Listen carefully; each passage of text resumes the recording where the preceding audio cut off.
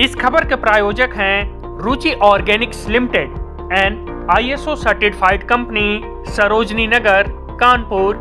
अब उत्तर प्रदेश में कर्फ्यू नहीं लगता, नो कर्फ्यू नो दंगा, और यूपी में है सब चंगा। अब वहां दंगा नहीं है, वहां कर्फ्यू नहीं है, वहां सड़कों पे कोई नमाज नहीं पढ़ सकता।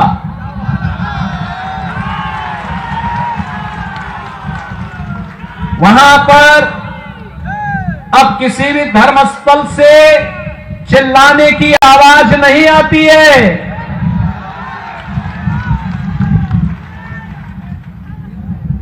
अगर किसी ने दंगा करने का दुस्साहस किया तो उसकी प्रॉपर्टी को जब्त करके वहां के गरीबों में, दलितों में, जनजातीय समुदाय के लोगों में बांट दी जाती है और कहा जाता कि इनका अधिकार है। घुसपैठियों का कोई अधिकार और दंगाइयों का कोई अधिकार नहीं होता है। बहनों और भाइयों, ये कांग्रेस हो या UDF, इन्होंने असम की संस्कृति के साथ खिलवाड़ किया।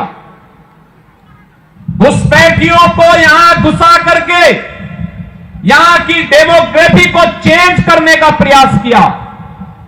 आपके हक पर डकैती डालने का काम किया। असम के लोगों के राशन पर, उनके मकान पर, उनकी जमीन पर जबरन कब्जा करने का प्रयास किया।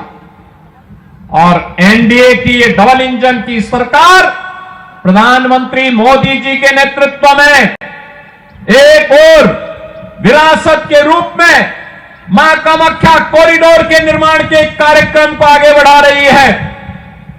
एक और विरासत और विकास के कार्यक्रम को आगे बढ़ाने के लिए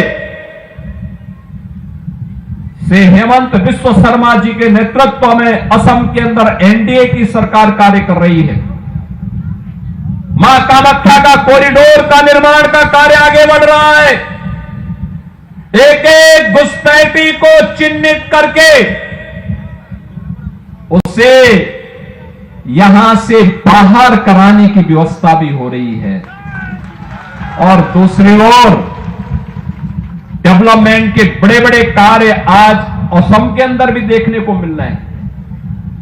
असम के अंदर ये NDA का संकल्प है कि असम की धरती को लव जिहाद और लैंड जिहाद की धरती नहीं बनने देंगे।